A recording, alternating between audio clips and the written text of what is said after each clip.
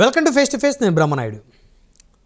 జమ్మూ కాశ్మీర్ పెహల్గామలో జరిగినటువంటి ఉగ్రవాదుల దాడులు తర్వాత రాష్ట్రంలో దేశంలో జరుగుతున్నటువంటి పరిస్థితులు పరిణామాలపై మనతో చర్చించడం కోసం ప్రముఖ మోటివేషనల్ స్పీకర్ బ్రదర్ షఫీ గారు ఉన్నారు. వారితో మాట్లాడే ప్రయత్నం చేద్దాం. సార్ నమస్తే. సార్ నమస్తే అండి. ఉగ్రవాదుల దాడుల తర్వాత దేశం అంతా ఒక్కసారి ఉలిక్కిపడింది. ప్రశాంతంగా గడపాలని చెప్పేసి వెళ్ళినటువంటి కుటుంబాలు దాదాపు 28 మంది ఉగ్రవాదుల కాల్పుల్లో చనిపోయారు. సో ఆ తర్వాత దేశంలో ప్రతి ఒక్కరూ కూడా ఆ సంఘటన మీద చాలా ఆవేదన వ్యక్తం చేస్తూ ఉన్నారు.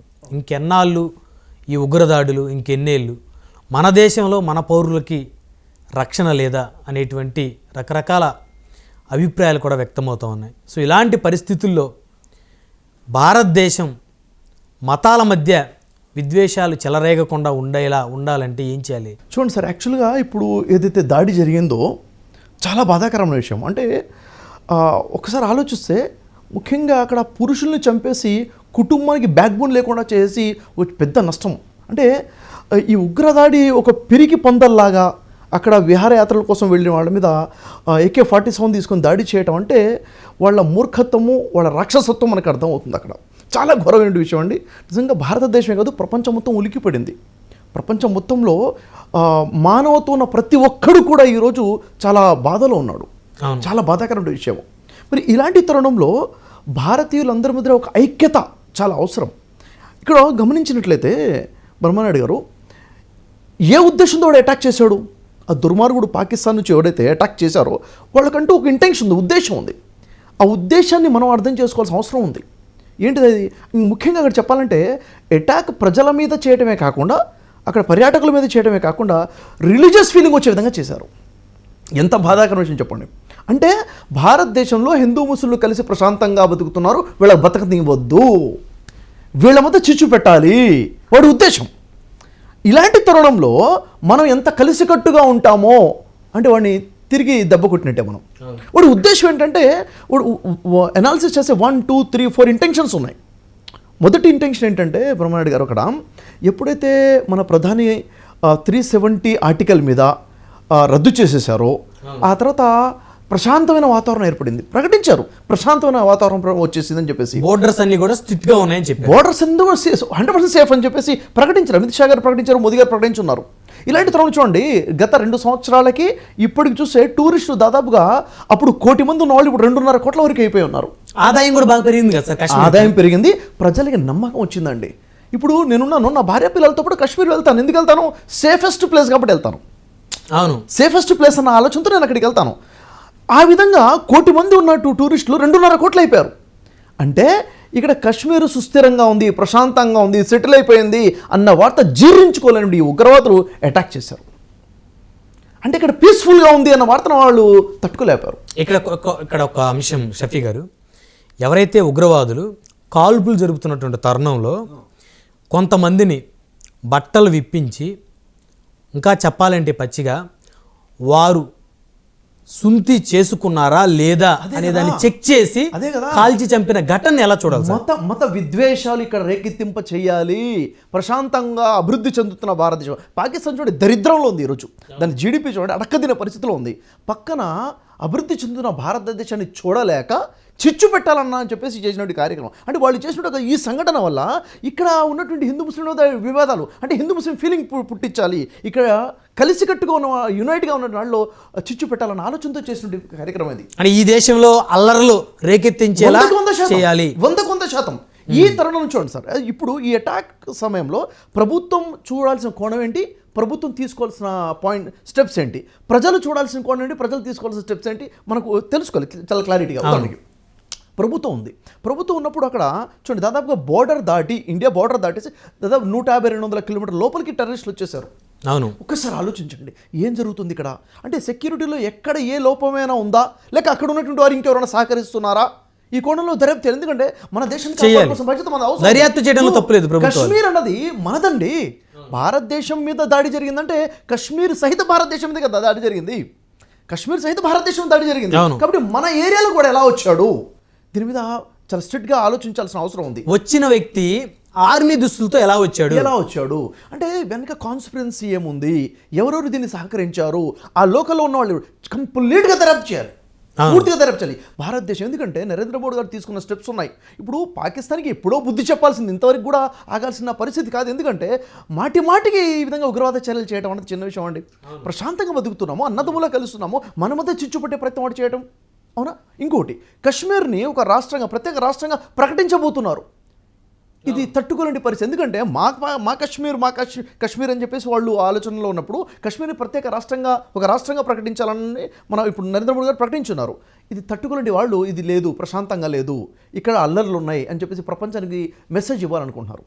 ఇంకోటి, జస్ట్ అటాక్ జరిగినట్టు 1 వీక్ బిఫోరే అక్కడ ఆర్మీ జనరల్ స్పీచ్ ఏంటంటే, అక్కడ దేశ ప్రజలకి, పాకిస్తాన్ ప్రజలకి ఉద్దేశించి, లేదు పాకిస్తాన్ మనం వదిలిపెట్టాము, పాకిస్తాన్ మందే ఉంటుంది అన్న ఆలోచన వాళ్ళు ఏదైతే ఇస్తున్నారో, అంటే వాళ్ళ ప్రజల ఊరట కల్పించడం కోసం, అది ప్రశాంతంగా లేదు, మన గ్రిప్లోనే ఉంది అని చెప్పుకోవడం కోసం వాళ్ళు చేసిన కార్యక్రమం. అంటే కశ్మీర్ మన గ్రిప్లో ఉంది, కశ్మీర్ మనం ఆక్రమిస్తాం భవిష్యత్తులో అని చెప్పాలన్న అంటే వాళ్ళు ఆక్రమించింది కాకుండా POKతో పాటు ఇంకా ఆక్రమించాలనే భారతదేశం ప్రశాంతంగా ఉంచలేము, భారతదేశం ప్రశాంతంగా ఉంచము అన్న మెసేజ్ వాళ్ళు ఇవ్వాలనుకుంటున్నారు.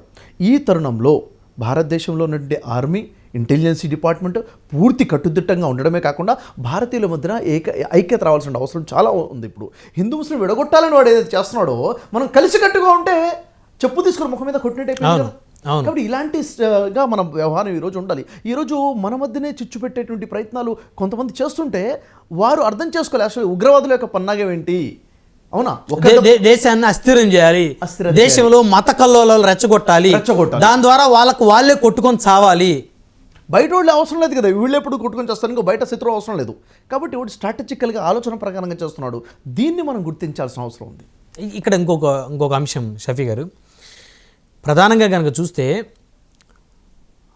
ఆంధ్రప్రదేశ్ కానీ తెలంగాణ కానీ మిగతా రాష్ట్రాల్లో ఎవరెవరైతే పాకిస్తానీలు ఉన్నారో వాళ్ళందరినీ తిరిగి వారి దేశానికి వెళ్ళిపోవాలని చెప్పేసి భారత ప్రభుత్వం హుకుం జారీ చేసింది. వారి పాస్పోర్ట్లు కూడా రద్దు చేసింది. ఇంకా వారి ఇక్కడికి వచ్చే అవకాశం లేదు. వారితోటి, పాకిస్తాన్ వారితోటి పూర్తిగా సంబంధాలు తెంచుకోవడం డిసైడ్ అయిపోయారు. చాలా మంచిది. అవును, ఒక్క హైదరాబాద్లోనే 200 మంది పాకిస్తానీలు ఉన్నట్లు గుర్తించారు. సో ఏంటి హైదరాబాద్కి పాకిస్తానీలకు ఉన్న సంబంధం? అంటే పాత బస్తీకి పాకిస్తానీలకి ఉన్నటువంటి పూర్వపు రిలేషన్ అనుకోవాలా సార్? నిజానికి చెప్పాలంటే ఒకప్పుడు అందరం కలిసి ఒకే ప్రాంతంలో ఉన్న వాళ్ళే కదా. పాకిస్తాన్ ఇండియా కలిసే ఉంది కదా. ఒక 100 సంవత్సరాలు వెళ్ళాల్సిన అవసరం, 70 సంవత్సరాల ముందు చూసుకుంటే అంతా ఒకటే. ఇక్కడ వాళ్ళు అక్కడ వాళ్ళు మధ్యలో ఎక్కడైతే బోర్డర్ డివైడ్ అయిపోయిందో, అటు నుంచి ఇటు వచ్చేవాళ్ళు ఇటు వచ్చేసారు, ఇటు నుంచి అటు వెళ్ళిపోయారు. అయినప్పుడు రిలేషన్స్ ఉన్నాయి, ఒక జనరేషన్ ఎన్నికి వెళ్ళిపోతే రిలేషన్స్ ఉన్నాయి. అయినా కానీ ఇప్పుడు ఈ తరుణంలో పాకిస్తానీ భారతదేశంలో ఉండడం ఎంతవరకు సమంజసం చెప్పండి? ఇలా అటాక్ అయ్యేటప్పుడు ప్రశాంతంగా మనం నిద్రపోలేము కదా. ఏదైతే డిసిషన్ తీసుకున్నారు నరేంద్ర మోడీ గారు తీసుకున్నారో, అమిత్ షా గారు ప్రతి రాష్ట్రంలో ఉన్న చీఫ్ మినిస్టర్ కాల్ చేసి చెప్పారో, చాలా రైట్ డిసిషన్ నేను చెప్తాను. ఎందుకంటే మనకి ఫస్ట్ సేఫ్టీ కావాలి. వేరే వారికి ఇక్కడ ఉండే అవకాశం ఇస్తున్నామా లేదా అని సెకండరీ. ముందు మనం ప్రశాంతంగా ఉండాలి కదా, మన భారతీయుడు ప్రశాంతంగా ఉండాలి. కాబట్టి ఎంతమంది అయితే పాకిస్తానీయులు పాకిస్తాన్ నుంచి ఇక్కడ అయితే ఉన్నారో వాళ్ళని వెంటనే పంపించాల్సిన అవసరం మనకు ఉంది. ఇది తీసుకునే చాలా సరైన నిర్ణయం అండి. ఇది ఇప్పుడు అస్సాం రాష్ట్రంలో ఒక ఎమ్మెల్యే, ముస్లిం ఎమ్మెల్యే, ఈ పెహల్గామా ఉగ్రదాడికి సంబంధించి ఇది భారత ప్రభుత్వం కుట్ర అని చెప్పేసి ఆయన మాట్లాడితే అస్సాం ప్రభుత్వాన్ని అరెస్ట్ చేసింది, దేశద్రోహం కేసు పెట్టింది. చాలా మంచి పని చేశారు. ఇదే అన్నా నేను, మనం ఆలోచించి మాట్లాడాలి. దేశం మీద దాడి జరిగినప్పుడు నిజంగా చెప్పాలంటే ఇది అక్కడ ఉన్నటువంటి 27 మంది మీద జరిగిన దాడి కాదండి, ఇది దేశం మీద జరిగిన దాడి. దేశం యొక్క మనశ్శాంతి మీద, దేశం యొక్క శాంతి భద్రతల మీద జరిగిన దాడి ఇది. కాబట్టి తిప్పి కొట్టాల్సిన సరణంలో మనల్లోనే తప్పు పట్టుకునే పరిస్థితి ఉంటే ఎంత ఘోరమైన విషయం.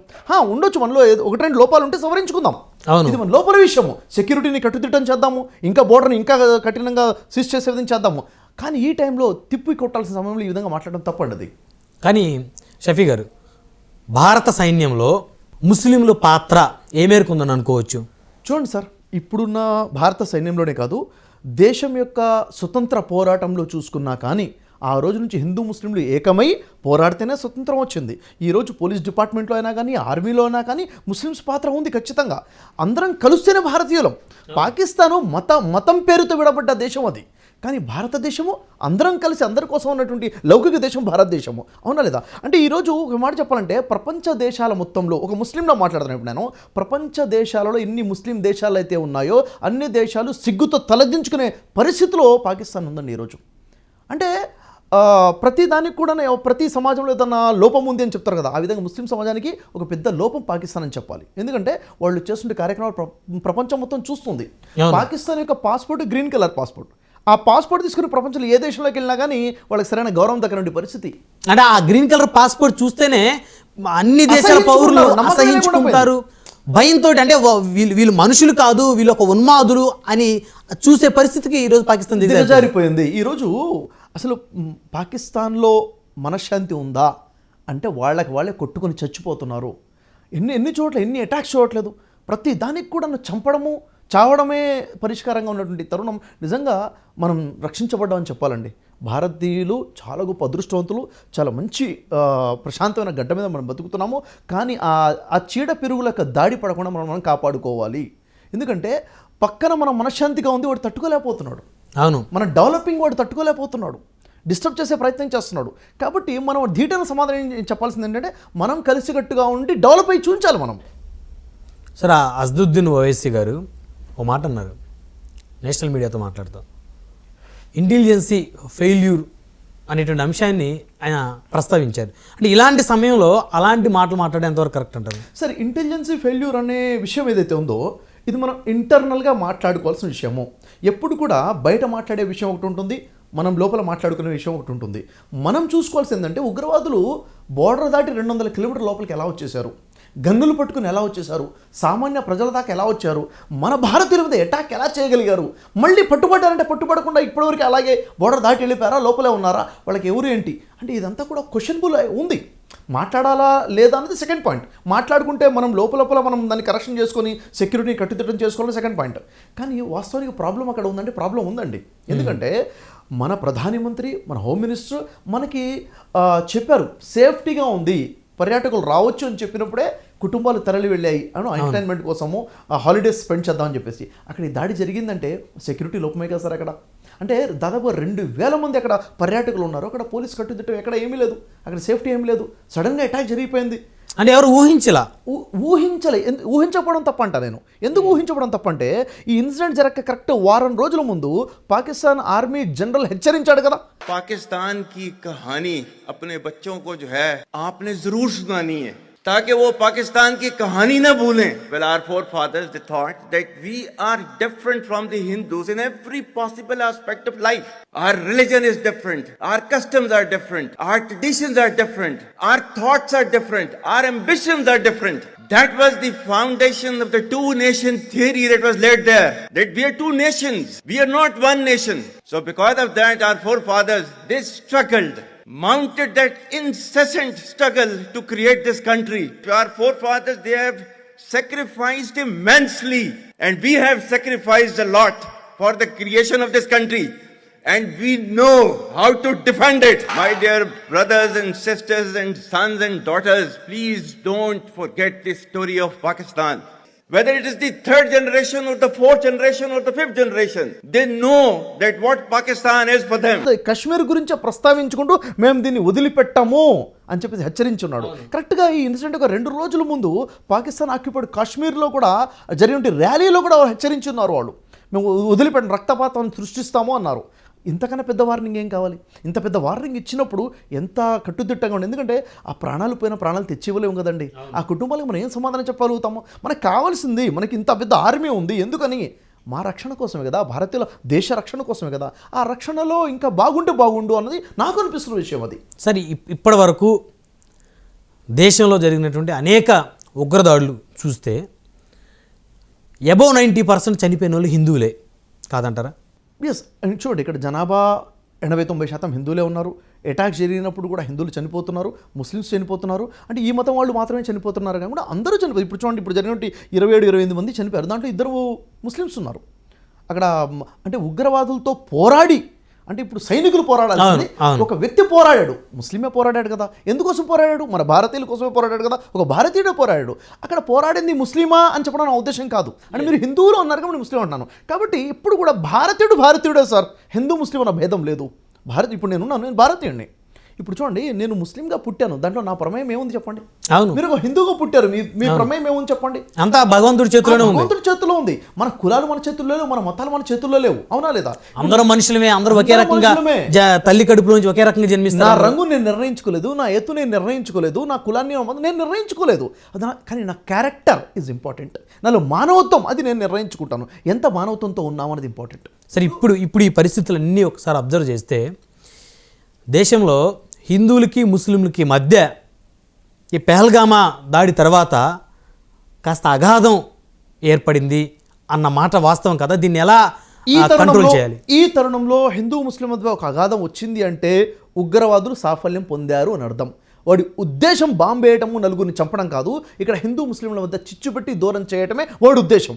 ఇప్పుడు మనం వాడిని గెలిపిద్దామా, వాడిని ఓడగొడదామా అన్నదే పాయింట్ ఇక్కడ. వాడిని ఓడించాలి. వాడిని ఓడించాలంటే మనం కలిసి ఉండాలి.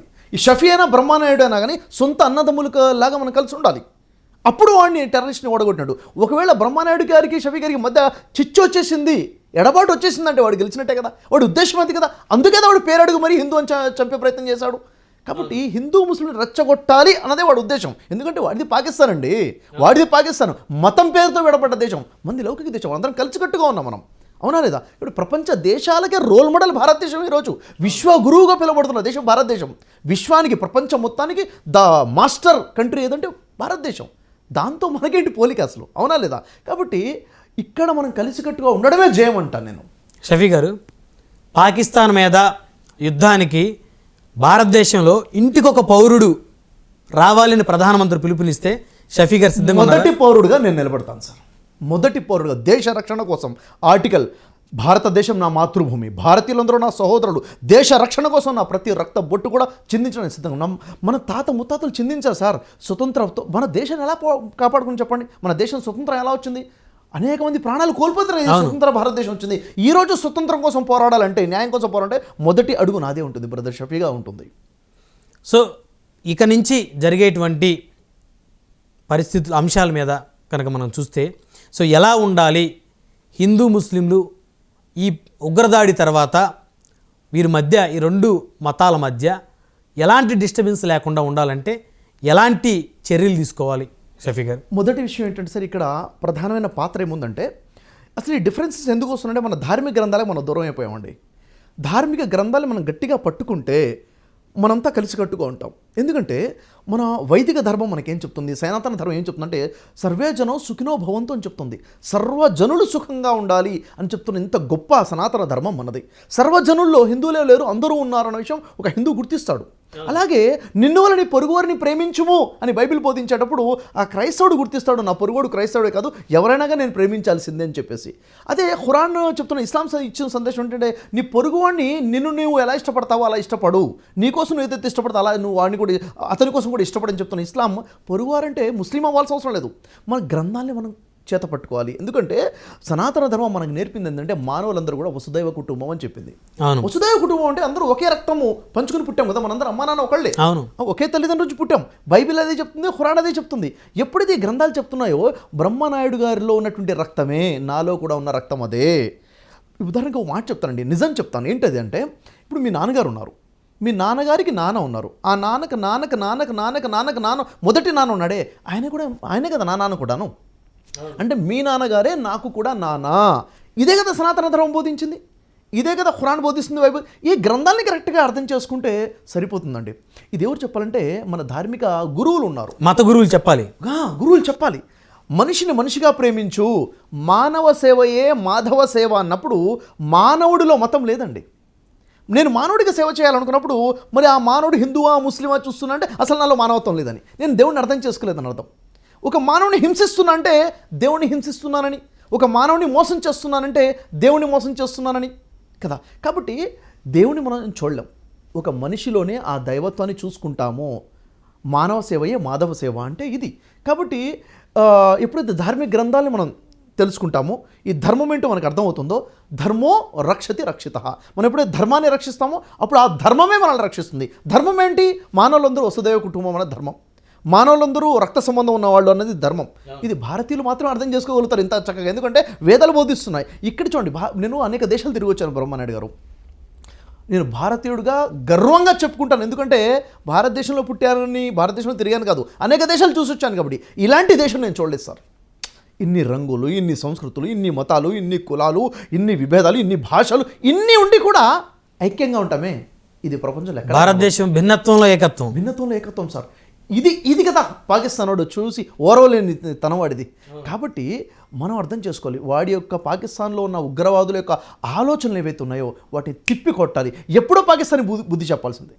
ఇప్పటికే చాలా ఆలస్యం చేసామని చెప్తాను నేను. ఎప్పుడో వాడికి బుద్ధి చెప్పాల్సిందే. ఎందుకంటే అసలు భారతదేశం పవర్ ఏంటి, భారతదేశం గొప్పతనం ఏంటి, ఈరోజు మనం ఇంత మంచి మనసుతో ఉన్నామని కాబట్టే కదా వాడి ఆటలు సాగుతున్నాయి. అదే ఒక్కసారి మన పవర్ ఏంటో చూపిస్తే నోరు మూసుకొని కూర్చోవడం ఎంత. అసలు పాకిస్తాన్తో మనకేంటి సార్ పోటీ? షఫీ గారు, మీరు కొన్ని అంశాలు చాలా క్లియర్గా మాట్లాడుకుందాం. మన భారతదేశంలో హైదరాబాదులో పాకిస్తాన్ గెలిస్తే సంబరాలు చేసుకునే వ్యక్తులు లేరా గతంలో? పిచ్చోళ్ళు ఉండొచ్చు. దీన్ని ఏమంటారంటే మత ఉన్మాదం అంటారు. నా దేశం అనకుండా నా మతం అని చూస్తున్నాడంటే వాడికి దేశం కన్నా మతం మీద పిచ్చుందని చెప్పేసి వాడితో ఎప్పటికైనా డేంజరే ఉంటుంది, వాడు ఏ మతంలో ఉన్నవాడైనా కానీ.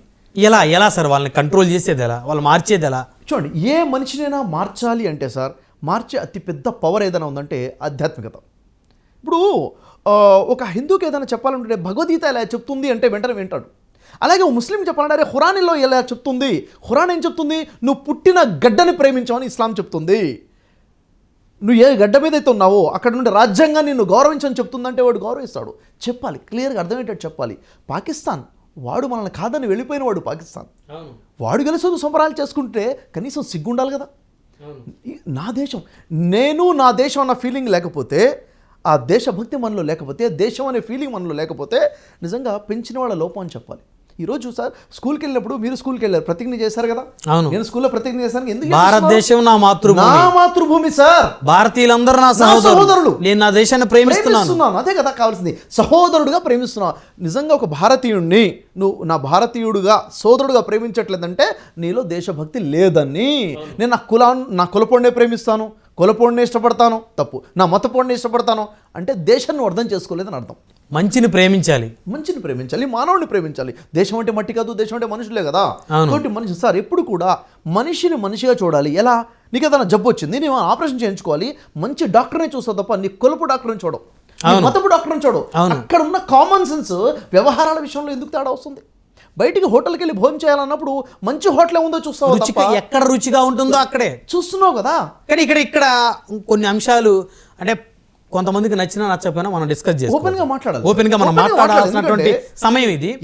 అంటే చాలామంది ఈ ఉగ్రదాడుల నేపథ్యం కానీ లేకపోతే మతాల మధ్య ఏర్పడుతున్నటువంటి అగాధాల నేపథ్యంలో కానీ హిందువులు ముస్లింలు కొంతమంది ఒకరికొకరికి కాస్త విద్వేష వాతావరణం అన్నమాట వాస్తవం. అయినప్పటికీ కూడా హైదరాబాద్ మహానగరంలో అబౌవ్ 60% రెస్టారెంట్లు, మంచి మంచి బిర్యానీ దొరికే రెస్టారెంట్లు అందరూ కూడా ముస్లిమ్స్వే. మరి ఆ రెస్టారెంట్లో ముస్లిమ్సే తింటున్నారా? లేదు కదా, హిందువులు తింటున్నారు. మెజారిటీ హిందువులు ఆ రెస్టారెంట్లోనే బిర్యానీ తింటున్నారు, ఆర్డర్ పెట్టుకుంటున్నారు, జొమాటో, రకరకాల స్విగ్గీ అని, ఫుడ్ పాండా అని. మరి అక్కడ లేనిది ఇక్కడ ఎందుకు వస్తుంది అని. ఎందుకు వస్తుందంటే సార్, ఇక్కడ పాకిస్తాన్ ఉగ్రవాదం చేస్తున్నట్టు పాకిస్తాన్ వాడి ఉద్దేశంతో దురుద్దేశంతో వాడు చేసే పనులు ఉన్నాయి. దీన్ని ఎన్కాష్ చేసుకునే స్వార్థపూరిత రాజకీయ నాయకులు కొంతమంది ఉన్నారు. అంటే ఏ విధంగా అయితే మన తెలుగు రాష్ట్రంలో కులతత్వ రాజకీయాలు జరుగుతున్నాయో దేశవ్యాప్తంగా మతతత్వ రాజకీయాలు కూడా చేసేవాళ్ళు లేకపోలేదు కదా, ఉన్నారు కదా. అంటే వీళ్ళు ఎట్లయితే విభజిస్తామో ఓటు బ్యాంక్ నాకు వస్తుంది, నా మతానికి సంబంధించిన ఓట్లు నాకు వచ్చేస్తాయని ఈ మతపోళ్ళు ఆలోచించే వాళ్ళు కొంతమంది ఉన్నారు, ఆ మతంలో ఆలోచించే వాళ్ళు కొంతమంది ఉన్నారు. అంటే పార్టీల పేర్లు ఇప్పుడు ప్రస్తావన చేసుకోకపోయినా కానీ అంటే అవకాశం వచ్చింది విడగొట్టేయి. ఎందుకంటే బ్రిటిష్ వాడు భారతదేశాన్ని పాలించలేనటువంటి స్థితిలో వాడు చేసిన పని హిందూ ముస్లింల మధ్య చిచ్చుపట్టి డివైడ్ అండ్ రూల్ చేశాడు. ఎప్పుడైతే వాడు డివైడ్ చేయలేపాడో హిందూ ముస్లింలని, రూల్ చేయగలిగేవాడు కాదు వాడు. అవును, బ్రిటిష్ వాడు రూల్ చేశాడంటే విడగొట్టాడు, సక్సెస్ అయ్యాడు. ఈ రోజు కూడా స్వార్థపూరితంగా రాజకీయ నాయకులు అదే చేస్తున్నారు. ఎవడైతే భారతీయుల్ని విడగొట్టే ప్రయత్నం చేస్తున్నాడో వాడు భరతమాత ముద్దు బిడ్డ కాదు, వాడు బ్రిటిష్ మత అక్రమ సంతానంగా నేను చూస్తాను వాడిని. ఇద్దరిని విడగొడుతున్నాడంటే ఎందుకంటే విడగొట్టే పాలసీ బ్రిటిష్ వాడిది. అవును, కలపాలి, భిన్నత్వంలో ఏకత్వం ఉండాలి. ఇది భారతదేశం మనకు నేర్పింది, ఇది భారత మాత మనకు నేర్పినటువంటి బుద్ధి అనమాట. ఈ విధంగానే మనం ఉండాలి. ఎందుకంటే నీ రాజకీయ లాభాల కోసం నువ్వు ఏదైనా చేస్తున్నావు అనుకో, నీ జీవితం ఎంత 20, 30, 40, 50 సంవత్సరాలు చచ్చిపోతావు. ఆ తర్వాత సమాధానం చెప్పుకోవాల్సింది లేదా? ఆ పైవాడు లేడా? పైవాడికి సమాధానం చెప్పుకోవాలి కదా. ప్రతి మానవుడు కూడా ఇక్కడ ఉండిపోవడం రాలేదు, చచ్చిపోతాం కదా, పైకి వెళ్ళిపోతాం. సర్వేశ్వరుడు పైన చూస్తున్నాడు, భగవంతుడు చూస్తున్నాడు. మరి కర్మఫలం ఉంది కదా, నేను చేసిన ప్రతి కర్మ తిరిగి నా జీవితంలోకి వస్తుంది కదా, అది ఎందుకు మర్చిపోతున్నాం? కాబట్టి ఈరోజు ఈ భూమి మీద మహాపాపం ఏదైనా ఉంది అంటే ఒక మానవుడి ప్రాణాలు అన్యాయంగా తీసేయడము పెద్ద పాపము. ఒక మానవుడిని నువ్వు చంపేస్తున్నావు దురాక్రమంగా అంటే దాన్ని ఎన్కాష్ చేసుకునే వాళ్ళు ఉన్నారండి చాలామంది. తప్పది.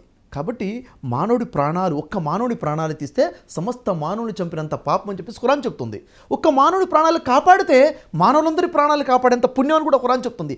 అలాంటి ఖురాన్ని మేము నమ్ముతున్నాం అని చెప్పేసి మానవుల్ని టప్పా బిడ్డల్ని లేపుతున్నాడంటే వాడు ముస్లిం ఎలా అవుతాడండి? వాడు పాకిస్తాన్లో ఎవరైతే ఇట్లా చేస్తున్నారో వాళ్ళు ముస్లింలు ఎలా అవుతారు?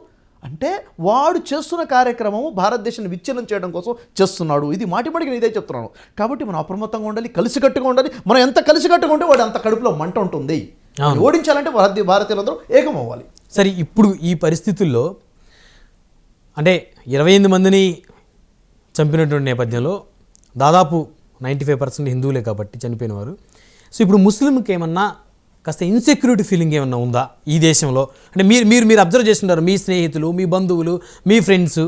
పాకిస్తాన్లో ఉన్న హిందువులకి ఇన్సెక్యూరిటీ ఫీలింగ్ ఉంటుందేమో కానీ భారతదేశంలో ఉన్న ముస్లింలకు ఇన్సెక్యూరిటీ ఫీలింగ్ లేదు సార్, ఉండబోదు. అంటే మమ్మల్ని అనుకుంటున్నారేమో. ఏమీ లేదు, ఉండదు. నా భారతీయుడు నా గురించి ఏమనుకుంటాడో నాకు బాగా తెలుసు. కలిసి పుట్టాం, కలిసి పెరిగాం, కలిసి చదువుకున్నాం, కలిసి ఉద్యోగాలు చేస్తున్నాం, కలిసి ఒక వీధిలో ఉన్నాం, కలిసి ఆడుకుంటున్నాం. మన మధ్యన తేడా రాదు. మన మధ్య తేడా వచ్చిందంటే వాడు గెలిచినట్టే, పాకిస్తాన్ ఉగ్రవాది గెలిచినట్టే. ఖచ్చితంగా భారతీయుల మధ్య తేడా రాదు, రాకూడదు. ఇది నేను ఇస్తున్నట్టు స్ట్రాంగ్ వాయిస్ అండి. ఎందుకంటే చూడండి, అక్కడ పెహల్గాంలో ఎప్పుడైతే ఉగ్రవాదులు అటాక్ చేశారో 27 మంది మీద అటాక్ జరిగింది, అనేక మంది గాయపడ్డారు. గాయపడ్డ తర్వాత 2000 మంది ఉన్నారు అక్కడ. ఈ 2000 మందిని అంత పెద్ద కొండ మీద నుంచి కిందికి, రోడ్డు కూడా లేదు, కిందికి దించింది ఎవరండి? వాళ్ళందరినీ సేఫ్గా సెక్యూరిటీ కిందికి రావచ్చింది పాకిస్తాన్లో ఉన్నటువంటి అక్కడ మన భారతీయ ముస్లింలే కదా. ఎవరైతే గాయపడ్డారో వాళ్ళ భుజాల మీద వేసుకొని అంత పైనుంచి కిందికి దించారే, వాళ్ళకి షెల్టర్ ఇచ్చారే, వాళ్ళకి భోజనాలు పెట్టారే, రాత్రి వసతి ఇచ్చారే, వాళ్ళకి ధైర్యం చెప్పారే ఎవరు? ఇక్కడున్న భారతీయులకి, ఇక్కడున్న భారతీయ ముస్లిం, కాశ్మీర్ ముస్లింలే కదా. ఎందుకు బ్లడ్ సార్, ఇండియన్ బ్లడ్ లోనే హెల్పింగ్ నేచర్, మన దేశం ఇండియన్ బ్లడ్ లోనే వి ఫీలింగ్ ఉంది. కాబట్టి ఎప్పుడు కూడా భారతదేశంలో ఉన్న ఎవడి కూడా అభద్రతా భావం లేదు. ఎవడో ఒకడు ఉంటాడేమో, ప్రతి దగ్గర ఎవడో ఒకడు ఉంటాడు, ఉండొచ్చు, ఒకళ్ళిద్దరు ఉండొచ్చు. ప్రతి పంట చేనులో 1-2 కలుపు మొక్కలు ఉంటాయి. ఆ కలుపు మొక్కలు ఉన్నంత మాత్రాన మన పంట మొత్తం ఖరాబ్ అయిపోయిందని కాదు కదా. కాబట్టి ప్రజలకి ఆలోచన ఉంది, ప్రజలు అప్రమత్తంగా ఉన్నారు, ప్రజలకు తెలుసు, ప్రజలందరం కూడా కలిసికట్టుగా ఉన్నామని చెప్పేసి భారతదేశాన్ని ఎవడూ విచ్ఛిన్నం చేయలేడు. ఇదండి నేను ఇచ్చే మెసేజ్. షఫీ గారు, ఇప్పటి వరకు పట్టుబడిన ఉగ్రవాదులను చూస్తే అటు గతంలో జరిగినటువంటి ముంబై పేలుళ్ళ విషయం కానీ, హైదరాబాద్లో దిల్సుఖ్ నగర్లో జరిగినటువంటి బాంబు పేలుళ్ళ అంశం కానీ, అదేవిధంగా మరి 3 రోజుల క్రిందట జరిగినటువంటి పెహల్గామా సంబంధించినటువంటి ఉగ్రదాడులకు సంబంధించినటువంటి కాల్పుల విషయం కానీ, పట్టుబడ్డ ఉగ్రవాదులందరూ ముస్లింలే కదా. పట్టుబడ్డ ఇప్పుడు జరిగినటువంటి అటాక్స్ ఉన్నాయి కదండి, ఇప్పుడు మీరు చెప్పిన అటాక్స్లో పట్టుబడ్డ వాళ్ళందరూ కూడా ముస్లింలే.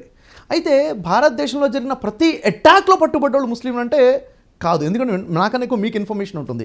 ఉదాహరణకి మక్కా మస్జిద్లో బాంబ్ బ్లాస్ట్ జరిగింది. మక్కా మస్జిద్లో బాంబ్ బ్లాస్ట్ జరగగానే న్యూస్ వచ్చిందంటే వీళ్ళందరూ కూడా ఇలా ఉగ్రవాదులు చేశారని చెప్పేసి. దాంట్లో పట్టుబడ్డ వాళ్ళు ఎవరండి? 5. వాళ్ళ పేరు నాకన్నా బాగా మీకు తెలుసు, వాళ్ళు ముస్లింలు కాదు. సమతా ఎక్స్ప్రెస్ ట్రైన్ 2 భోగుల మీద బాంబ్ బ్లాస్ట్ చేసేశారు. చేసిన తర్వాత దాంట్లో పట్టుబడిన 4 ఉన్నారు, ముస్లింలు కాదు. అజ్మీర్ దర్గాలో బాంబ్ బ్లాస్ట్ జరిగింది, మరి అక్కడ పట్టుబడ్డ వాళ్ళు ముస్లింలు కాదు. ఇదని చూసుకుంటే మాలేగాంలో బాంబ్ బ్లాస్ట్ జరిగింది, అక్కడ కూడా సిమి ఆర్గనైజేషన్, ముస్లిం ఆర్గనైజేషన్ చేసిందని న్యూస్ 2-3 రోజులు వచ్చింది. తర్వాత పోలీస్ ఇన్వెస్టిగేషన్ మీద పట్టుబడ్డ వాళ్ళు 6 ముస్లింలు కాదు.